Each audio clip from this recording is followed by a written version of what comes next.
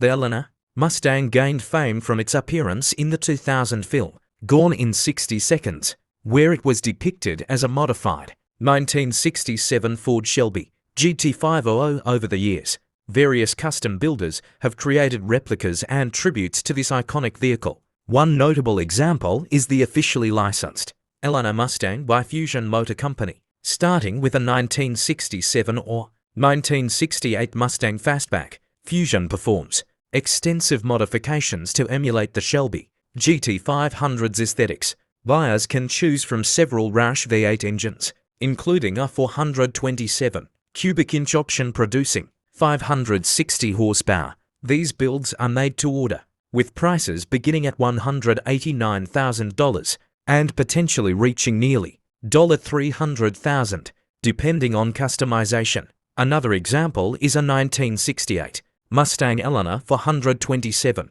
GT500 Coupe, which underwent a comprehensive restoration over approximately 3 years, including a right-hand drive conversion. This build features a new Ford crate engine, a blueprint for 127 cubic inch V8 with English fuel injection and individual throttle bodies. Additional modifications include wheelwood for by 13-inch disc brakes, a Tremec 6-speed manual gearbox, and a Ford 9-inch differential. This particular vehicle was listed for sale at $299,990. As of January 2025, Ford has not announced an official Eleanor edition for the 2025 Mustang lineup.